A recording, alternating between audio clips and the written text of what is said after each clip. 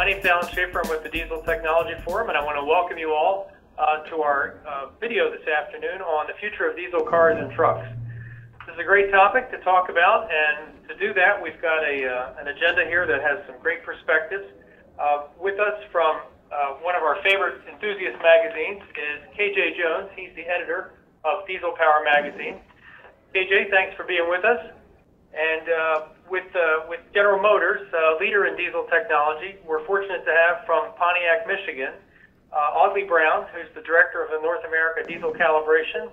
Hey, Audley. Hey. And Mike Chris, who's the regional chief engineer of the North American midsize diesel engine. Great to have you guys with us. So we're doing this thing with the latest in modern technology, so we're connecting 3 points of the country here. So bear with us if we have any technical glitches. We're going to work through those the best we can. But the topic today, the future about diesel cars and trucks, is one that's exciting. The last couple years, diesel has been in the news for not all the right reasons. But now we're here to talk about what the opportunity is for the newest generation of diesel technology and why it's still a great choice for consumers. And I'd really like to just start there. Our organization, the Diesel Technology Forum, we're all about diesel, from passenger car engines and pickup trucks on up to the large off-road engines and equipment. But today, we'd really like to focus in on that light-duty diesel opportunity here in the U.S. And one of the things I want to start out with is kind of the topic that's on everybody's mind, and that's about emissions.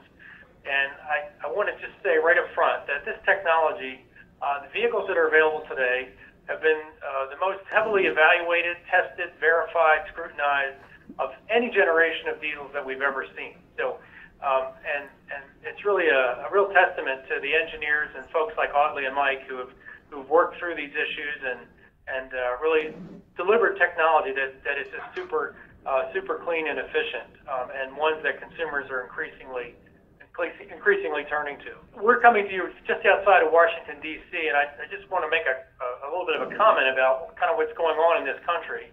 I think, right now there's a big conversation about mobility and people getting around and consumer choices, and I think that's really where diesel fits in nicely, and that is that consumers do want a choice. Really, it's not all about electric vehicles only for some parts of the country. It's not all about whether we should use mobility services. It's having choice, and consumers really want choice. And today, man, there's just so many powertrain choices. It's unbelievable, and it's a very competitive space. So lots of efficient choices for consumers. And one of the great things that we're here to talk about today is that diesel is still really one of those great choices. And I just did a quick check online, looking at what the number of options are available today. So here are the numbers. Right now, consumers can get 16 cars or SUVs. There's 29 vans and pickup choices. So that's a grand total of about 45 vehicles right now you could choose from for a diesel for your next vehicle. And there's about 13 more options that have been announced recently, coming soon. So either this year or perhaps next year. So we've got a tremendous number of manufacturers right now. We have 10 manufacturers with diesel product on the street, and we have 3 new manufacturers with product coming this year or next. Kia and Hyundai just made an announcement earlier this year, bringing some diesel options in their SUV products. Mazda is soon to bring its diesel option into their CX-5. So there's going to be more choices for consumers than ever. But there's been a lot of talk this year. We got off to a really great start with the North American International Auto Show. Lots of great announcements there. Ford announced that they're bringing a diesel option in their F-150. And then Chevrolet announced about the Silverado 1500 with a diesel option.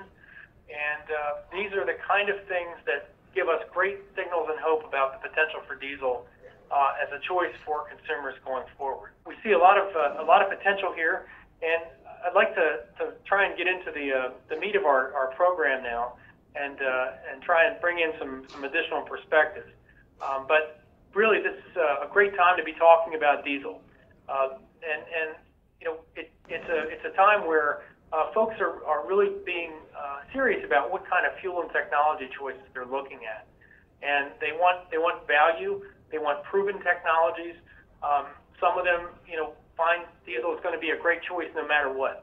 Those are our enthusiasts, the folks that really love diesel and will come back to it time and time again. But I think there's a whole population of new diesel drivers out there, ones that like the balance of options that they get with the diesel. It's great efficiency, performance, fuel economy, range, and those kind of things. So I know those are a big focus of General Motors and trying to bring this new generation of diesel to more consumers than ever before. But I wanted to start with you, KJ, because you sit right at the intersection of the diesel enthusiasts, the guys that love their trucks, they love their diesels, and they want to talk about it all day long. So welcome to the program, and let's hear your perspective about the future of diesel. Well, thank you, Alan. Guys, Diesel Power Magazine is a magazine that's geared towards just that, the diesel enthusiast, the person who pretty much is just all things truck and diesel, and going, I guess, a little bit past diesel on not only the engine. That's our main focus, but it's also, if you will, a truck magazine. However, with that said, our diesel focus being engines that can range from your light-duty trucks, heavy-duty trucks, in cars, and SUVs, as well as, say, trains and even planes and ships as well. So we're kind of an all things diesel magazine and brand. And you're right, the people that on social and on our website, trucktrend.com, and through the magazine, they're into that type of engine platform. So what we do is try to focus or try to touch on how performance can be gleaned from diesel engines. Hey, KJ, talk to us a little bit about the lifestyle that your readers, what are they looking for when they think about buying it? It's the diesel lifestyle is very interesting, and I say that because I come from a gas background. I've been with Diesel Power now for 4 years, and prior to that, I was with a brand that focused on gasoline.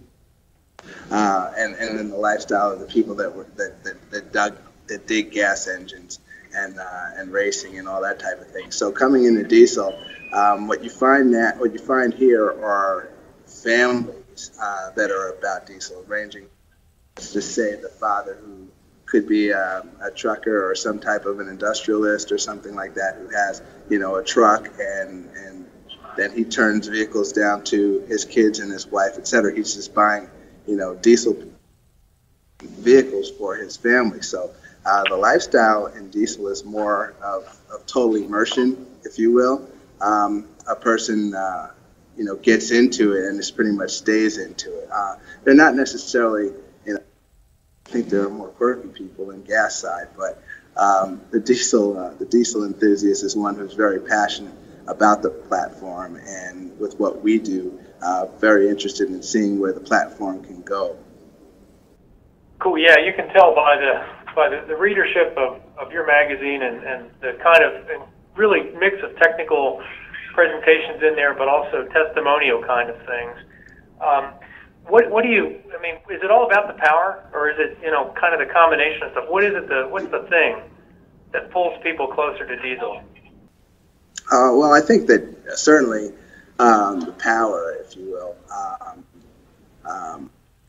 Diesel engine is primarily a torque-centered power plant. So, and torque is your seat of the pants sensation when you're driving, being a car or a truck. The more torque, the better, and what you're feeling when you're going down the road or accelerating. And I think that folks that have trucks that we highlight and focus on, it's all about that through the aftermarket. The aftermarket is something that's is an area that's producing products that help enhance torque values and horsepower values of diesel engines. So, I say our guys, but our people, men and women alike. But that's where our guys really like to focus their energy and their interest is in building torque performance and horsepower performance. Okay, so KJ, what I was thinking about, diesel power is certainly a highly truck-based publication over the last few years, but I was wondering if your readers are starting to see be enthusiastic about the cars and SUVs that are now in the marketplace. It's a good question, Mike, and I think our readers are interested in the SUV offerings. SUV offerings bring utility. They bring utility to families. I don't want to generalize to say the moms or the wives or anything like that, but it's a family-focused vehicle, and like I said earlier, people that are into diesel are kind of all in. So if there are offerings across the different platforms, be it automobile, SUV, and then truck, they're going within that space. So diesel power, what we do is cover, again, everything. If it has a diesel, we pretty much take a look at it and again delve into performance engine. Now, I'm sure you don't really want to have people out there with hot rod Equinoxes or anything like that, but there certainly are opportunities where the aftermarket looks at, and then from there what we do is see or present to our readers where that engine, for example, the 1.6 or the 2.8 that's in the Colorado, where those engines can go from a performance standpoint. But and yes, the people that follow our brand certainly are into or about all things diesel. So the SUVs fall into that space. Great, thanks, KJ. I'd like to now turn to our special guests from General Motors, Audley Brown and Mike Segrist. Thank you guys for being with us. But before I turn it over to you, I just want to say that GM has really had an unwavering commitment to diesel power, particularly over the last few years, bringing out all kinds of new products in different segments, in passenger cars and light trucks and full-size trucks, and of course the legendary heavy-duty products that have been the mainstay of the diesel world for quite a long time. But lots of great diesel activity coming out of Pontiac there, and I want to kind of hear that from you guys. I mean, this has been a huge time to be investing in diesel with all these other technologies competing with consumers. And your products that you've come out with have been well received and been ones that really have gotten, like I said, a lot of great awards and things. So talk to us a little bit about GM and diesel and kind of where you are and where that's going. Hey, Alan, thanks for that. So maybe I can talk a little bit about GM and how we're set up and why we're doing this. So you talked about the manufacturers and the industry stance, and it really is about giving consumers that choice. You'll hear GM outline our vision, our 000, zero crashes, zero emissions, zero congestion. As we get to that vision, we want to make sure that we have those options. We're a strong global company. We take advantage of that so we can take some opportunities, use products we've developed around the world and try them out, particularly in the US, so we can actually take the very best we have and give consumers that choice. We can give them the power, in a diesel case, the torque they're looking for, that fuel economy and range, while we're giving them that choice. So, I mean, that's really what we're trying to do. That's what we're all about, leveraging our global size and scale to give consumers that choice here in the US. When you think about it, there are options. Consumers always have options. That's sort of our way. Why would they take that? So you heard, KJ talk about folks looking at the performance side of it.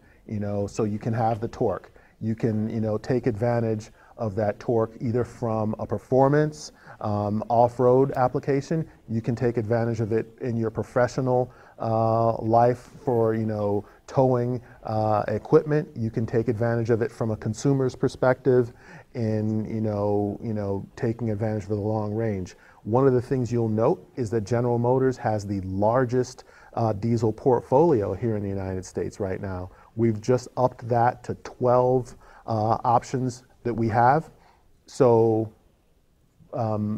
what you're looking at is anywhere from the 1.6 liter diesel we have in the Chevy Cruze, and the Chevy Equinox, the GMC Terrain, to the 2.8 liter diesel in the Colorado Canyon, in the vans,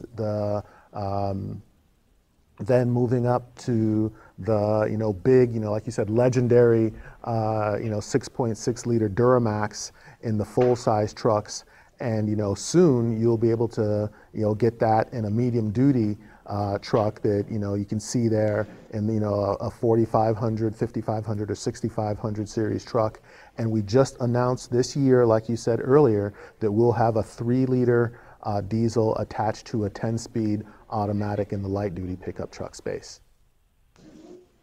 So I think that's a pretty great offering, a great portfolio, and we're going to keep giving consumers what they want and keep giving them those choices. Hey, Alden, I'd be interested, the same question I asked KJ about diesel consumer lifestyle. I mean, we're always interested to learn about the profiles and the demographics of those folks that really invest in this new generation of diesel technology. What can you tell us about that Duramax customer and their lifestyle? What do they see in the diesel product? So, it's that promise we give, right? You look at that Duramax, that 6.6 liter, we're giving them not only the 910 foot-pounds of torque that they've come to expect, we're giving them the Chevy and GMC promise of a great truck that not only has style, it can actually achieve work. We do the same thing in the mid-size truck. You can get a Colorado in a very sporty ZR2 off-road option, that's got a great 369 foot-pounds of torque, great for off-roading. We put the Multimatic suspension on that as well, so those are great work and performance options. So we're again giving the consumers that promise, giving them what they're looking for in the brand. So I don't know if now, I have to ask this question because Sure. it's one that I've been asked here, getting random calls from consumers over the years, not just recently, but for as long as I can remember, and that is, are we ever going to see a diesel-powered Suburban? What's next for GM and diesel products? I hate to put you on the spot like that, but people are dying to know. No, that's great. I like being on the spot. This seat's getting a little hot. So I can't talk about a diesel-powered Suburban. We've always got things up our sleeves. The biggest thing we have up our sleeves right now is that 3 liter diesel coming in the full-size truck. I think that's going to really wow consumers. So I really look forward to that. I think that's going to be a great application, a great platform. Okay, well, you guys are fueling the pickup truck wars, that's for sure. Really quickly, just so you all know. In our space, in the diesel power enthusiasts and readers space, that vehicle is referred to as a Durabird. Referred to as the what was that, KJ? I said in the diesel power world, our enthusiasts, and especially those that are Chevy and GM enthusiasts, that vehicle is referred to as a Durabird. Well, yeah, we'll see. So people want to see a Durabourbon, and I have seen a few Durabourbons in my travels where people have taken that Suburban vehicle and added a Duramax. It's pretty cool. Well, KJ, that's an interesting point of view. Coming from the performance side of it, people do all sorts of things to vehicles. Some of the transformations I've seen are incredible, and I know that's one of the things that Diesel Power magazine is all about. Showing people the performance options and some ideas that they can achieve. Our job here at General Motors is to provide that OEM capability to get those products out there to the consumers again, so they can try out some of those ideas that they have.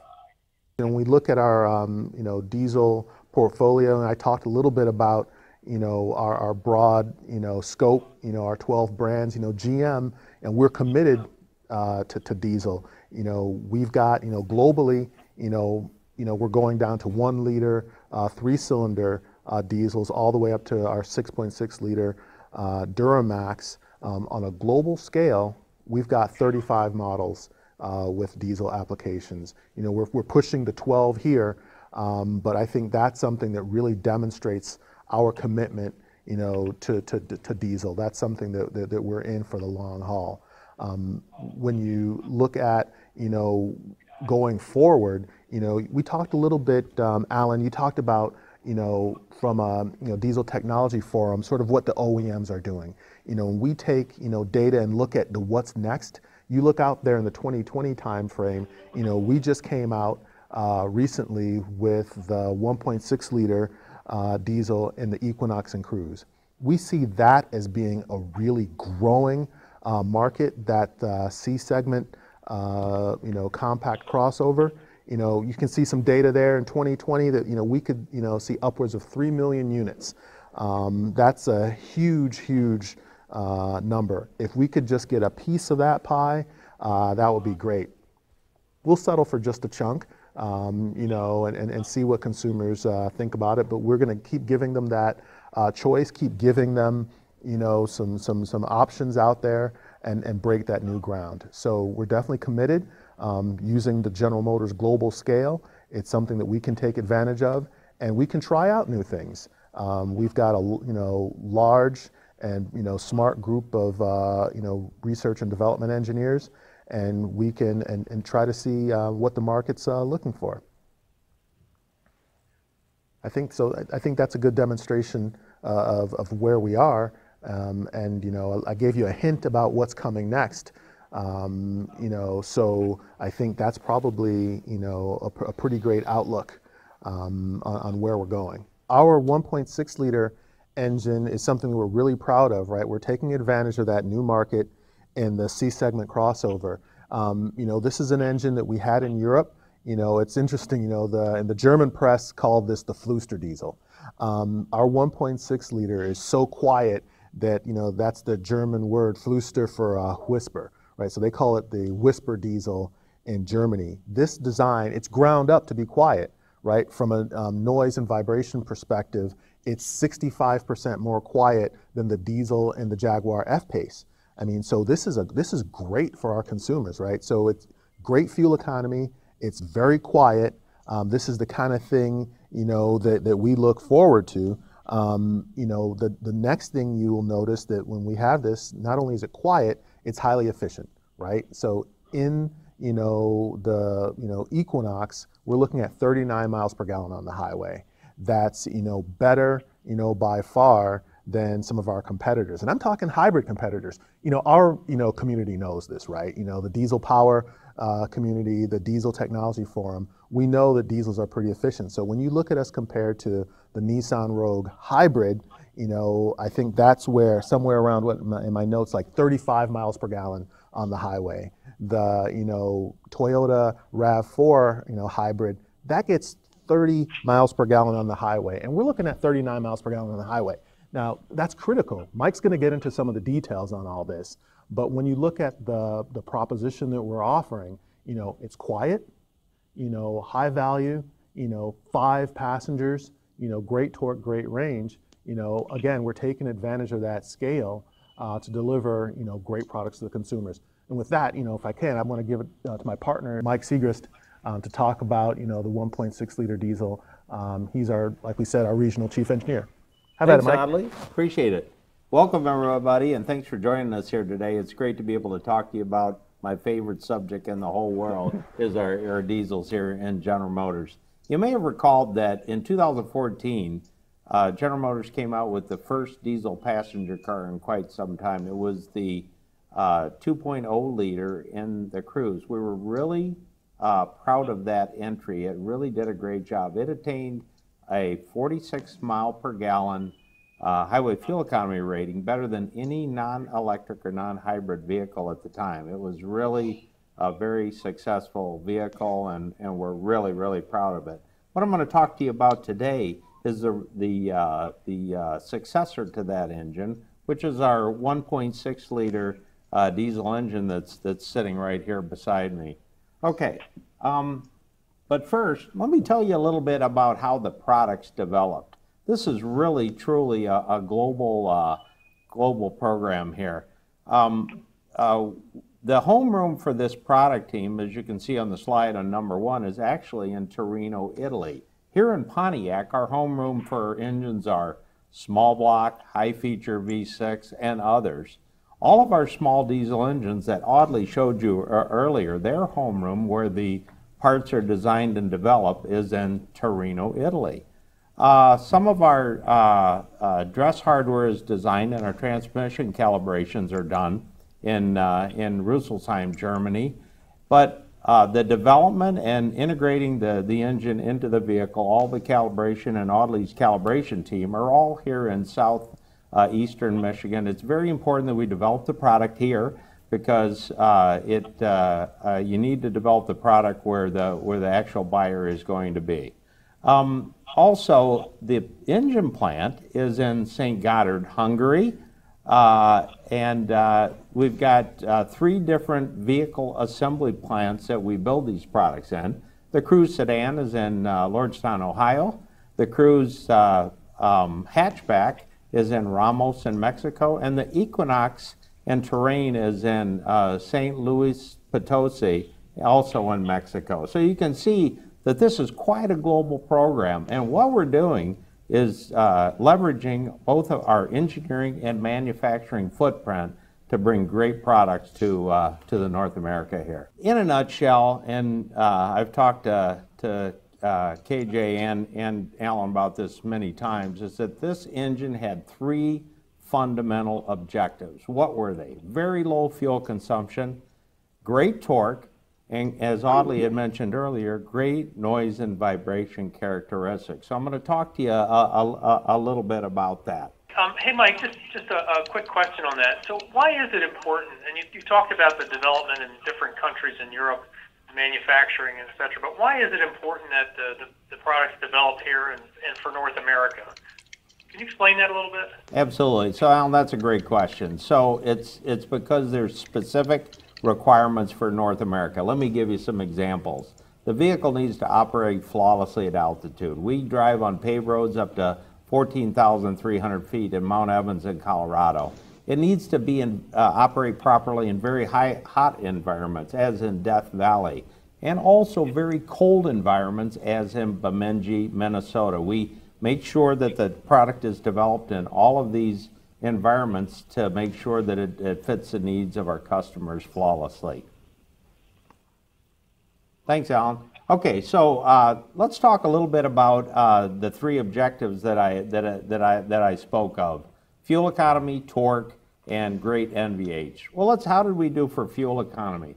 I think we did outstanding. The Cruze has a highway fuel economy of 52 miles per gallon. Unbelievable. And also the Equinox at 39 miles per gallon highway.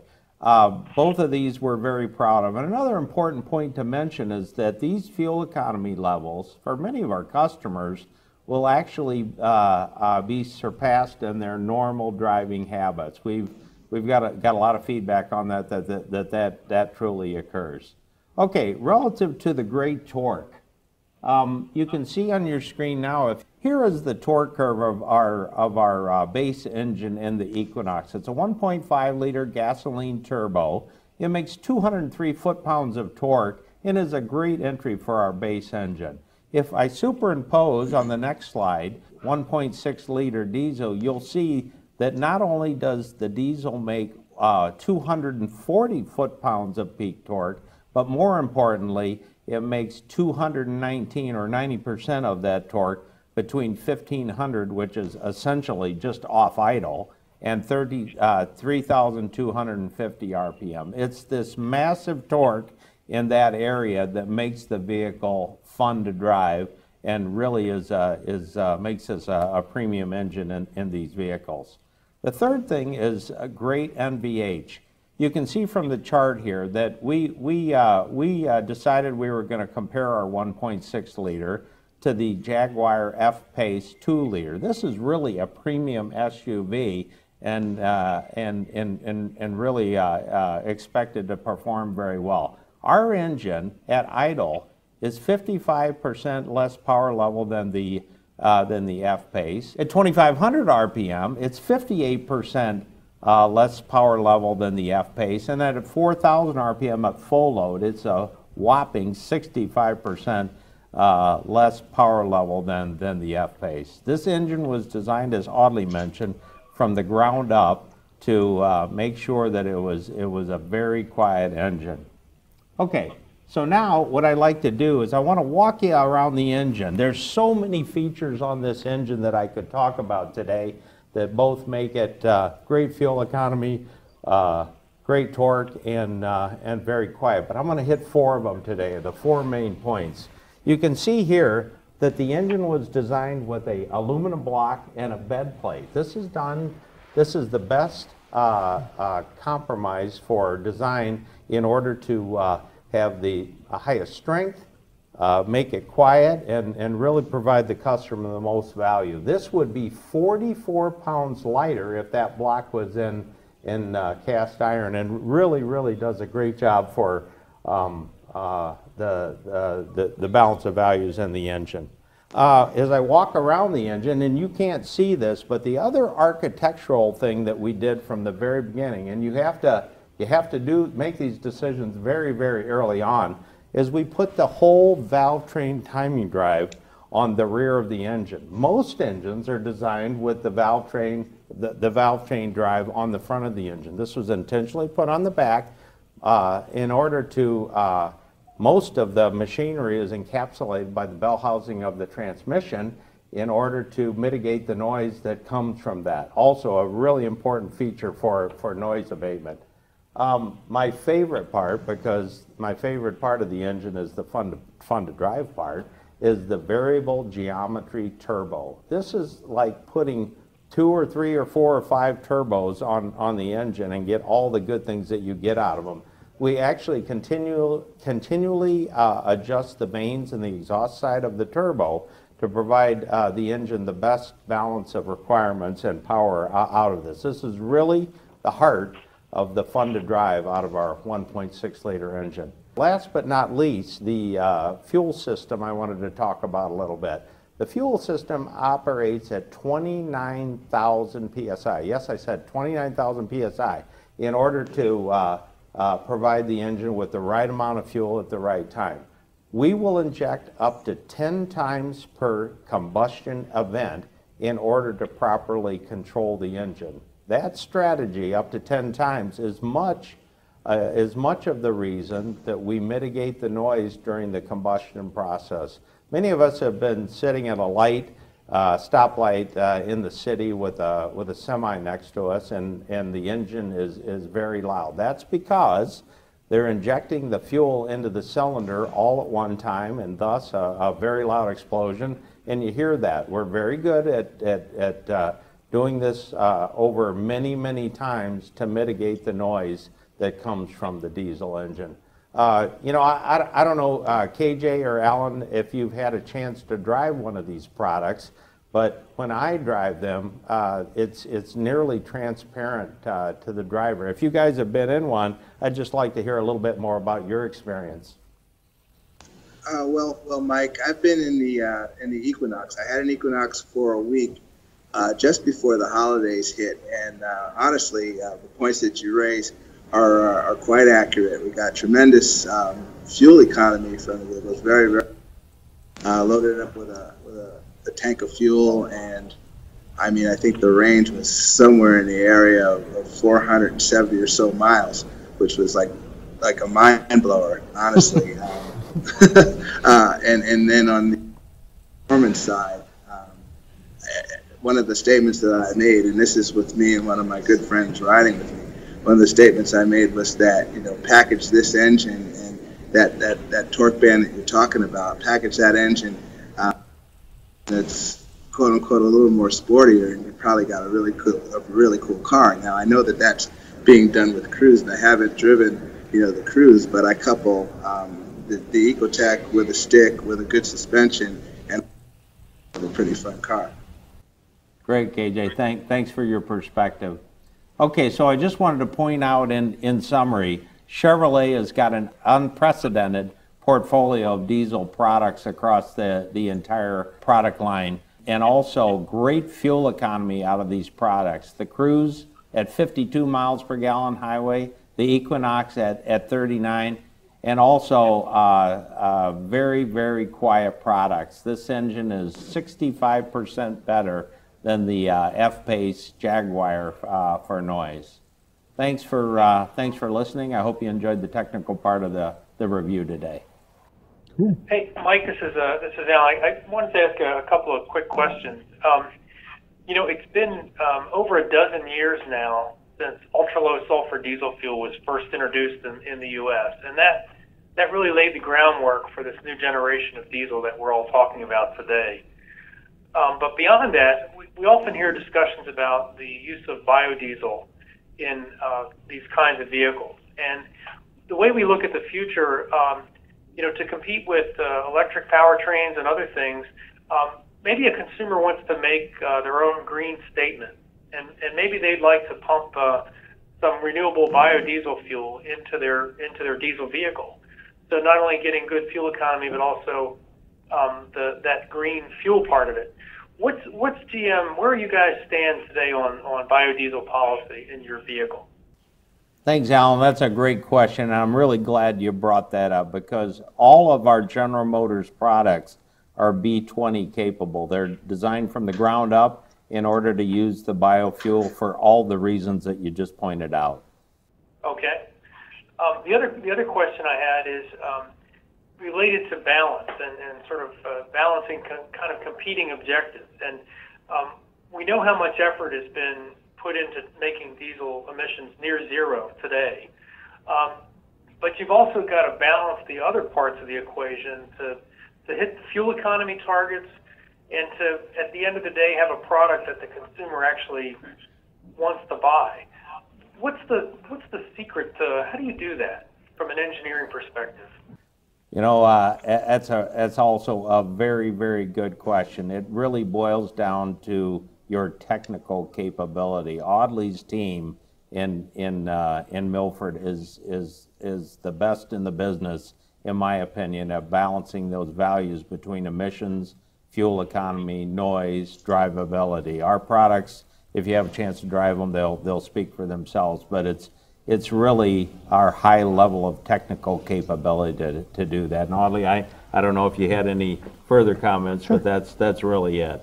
No, you hit the nail on the head, Mike. So, I mean, the team we have a high ratio of PhDs and analysts. This truly is rocket science, Mike. I mean, in order to balance the emissions, fuel economy, and driving performance, that's pretty much what it takes. It's very sound fundamental engineering, attention to details. We've got some of the strictest regulatory requirements in the world right here in North America, and our job is to make sure we meet all of those requirements and give the consumers a great product. And we have to bring in the right people to do that. It's about the technology and it's about the people here at GM. So that's really what it takes to achieve that balance. So, KJ, I wanted to turn it back to you quickly if I could. In my opinion, you have one of the best jobs out there, which is people show up and manufacturers bring their vehicles to you to take a look at, and you get a chance to drive and spend some real time with these, more than the short drives that we often get here. So I'm curious, what's your experience, what's your impression driving some of these new products with the new engines we've been talking about here today? Well, it's a good question, and one of the things that I guess I kind of share with people when they ask, what do you do for a living? I don't tell them I'm the editor of Diesel Power. I just say I get to play with trucks, which is a really fun opportunity. And yes, I do get to drive all of the big threes offerings, and then there are offshoots as well that are done by, say, builders and tuners and such. But it's really cool to be able to just see what the different manufacturers bring to the table as far as powertrain displacements are somewhat close. I mean, you have coming up now in the half-ton segment, everyone will have a 3-liter. It's really going to be something to see, what those differences are in the 3 liters. There are a bunch of different ways that can go with this i6 that's about to come out. It's kind of a big mystery that I'm very anxious to try out and experience. And on the other side of things with Ford Motor Company, they're about to release a 3-liter for their F-150 platform. Really don't know a lot about yet. So my job does give me, those opportunities to spend time with and evaluate, and then, communicate to potential buyers and just enthusiasts, what's going on or what our impressions are. Okay, well, thanks for that, KJ. Well, I think we're just about out of time here today, and I want to thank everybody for sticking with us. And you can, first of all, get more information about this broadcast and our message and our work on the Diesel Technology Forum website, and that's www.dieselforum.org. And we'll also be happy to accept any questions that you have or comments about today's segment, and respond to those as soon as we possibly can. Give us some ideas for future segments. If there's something you liked here or didn't like, we want to hear that as well. But congratulations to the team at General Motors. Really, you guys are knocking it out of the park on diesel. We love all that. I won't keep asking that same question again for a while, but this is a great time to be talking about fuel efficiency. We know there's plenty of ways to get that, and one of those still great ways is with the modern generation of diesel that like you guys are producing there. So thank you very much for that. And KJ, it's great to see your stuff show up in my inbox every month. Love reading that stuff, and it's amazing what people can do and how much they're committed to this technology and the products and the amount of time and money that they invest in the diesel. And that's a great testament to the technology and all the people that are involved in manufacturing design. So cool stuff there, and keep it coming. So with that, I want to again thank everybody for being with us today. You can check out the Diesel Power Magazine website, and also General Motors and Chevrolet have some great product info on there as well. Our website has a section called Diesel Drivers. You can come and look at all the available models today and ones that are coming soon. So we've got that resource there for everybody. But thanks for all your time today, and we'll look forward to talking to you again soon.